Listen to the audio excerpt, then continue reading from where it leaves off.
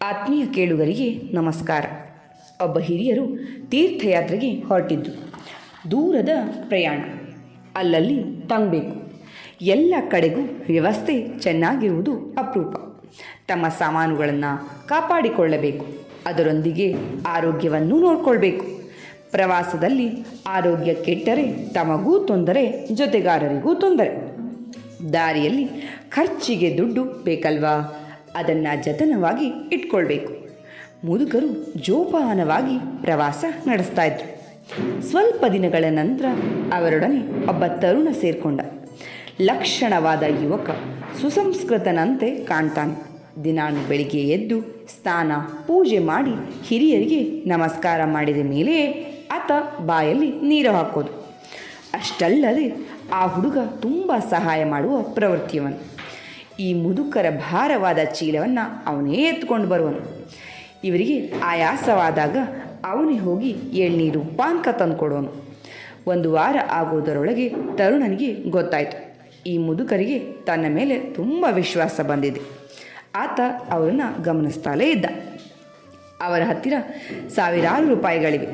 ಅವರು ದಿನಾಲು ಬೆಳಿಗ್ಗೆ ಎದ್ದ ತಕ್ಷಣ ಈ ರೂಪಾಯಿಯ ನೋಟುಗಳನ್ನು ಒಂದೊಂದಾಗಿ ಎಣಿಸುವರು. ನಂತರ ಜೋಪಾನವಾಗಿ ಒಳ ಅಂಗಿಯ ಜೇಬಿನಲ್ಲಿ ಭದ್ರವಾಗಿ ಇಡುವರು. ಒಂದಿನ ರಾತ್ರಿ ಈ ತರುಣ ಮುದುಕರು ಮಲಗಿದ ಮೇಲೆ ಅವರ ಚೀಲಗಳನ್ನು ತೆಗೆದು ಹುಡುಕದ. ದುಡ್ಡೆಲ್ಲೂ ಸಿಗಲೇ ಇಲ್ಲ. ಅವರ ಹಾಸಿಗೆ ಕೆಳಗೆ ನೋಡಿದ, ಅಲ್ಲೂ ಇಲ್ಲ. ಅವರು ನೇತು ಹಾಕಿದ ಅಂಗಿಯಲ್ಲೂ ಇಲ್ಲ. ಮತ್ತೆಲ್ಲಿ ಇಟ್ಟಿದ್ದಾರೆ ದುಡ್ಡನ್ನು? ಈ ಕೋಣೆಯಲ್ಲಿ ಇರೋರು ನಾವಿಬ್ಬರೇ. ಇವನ ತಲೆಯ ದಿಂಬಿನ ಇವನ ಮೇಲಿರುವಂಥ ನಂಬಿಕೆಯಿಂದ ಅವರು ಅಷ್ಟು ನಿರಾಳವಾಗಿ ಮಲಗಿದ್ದಾರೆ.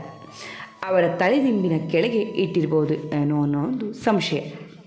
ಸರಿ, ಮತ್ತೆ ಹಾಗೆ ಹುಡುಕಲಾರಂಭಿಸಿದ. ಆದರೆ ಅವರಿಗೆ ಎಚ್ಚರ ಆಗುತ್ತೆ ಅಂದ ಭಯ.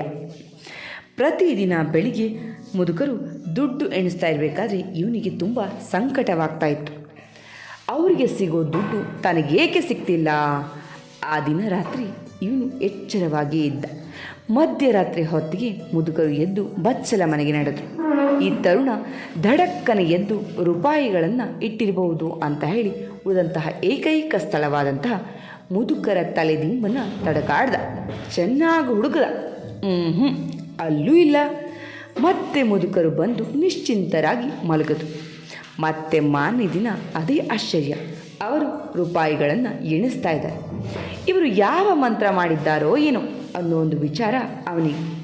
ಕುತೂಹಲ ತಡೆಯಲಾರದೆ ಕೇಳಿಯೇ ಬಿಟ್ಟ, ಸ್ವಾಮಿ, ರಾತ್ರಿ ನೀವು ಈ ರೂಪಾಯಿಗಳನ್ನು ಎಲ್ಲಿಡ್ತೀರಿ?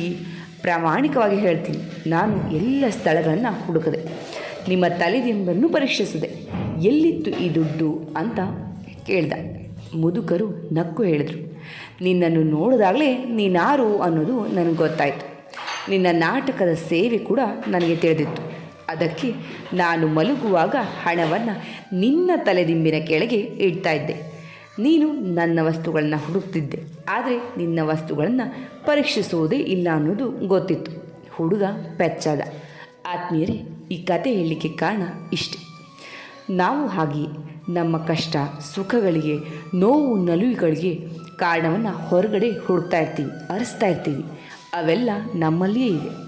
ಅವುಗಳನ್ನು ಅರಿಸಿದಾಗ ಪರಿಹಾರವೂ ಕೂಡ ನಮಗೆ ಸಿಗುತ್ತೆ. ಕತೆ ಇಷ್ಟ ಆಗಿದೆ, ಅರ್ಥ ಆಗಿರುತ್ತೆ ಅಂತ ಭಾವಿಸ್ತೀನಿ. ಕೇಳಿದ್ದಕ್ಕೆ ಧನ್ಯವಾದ.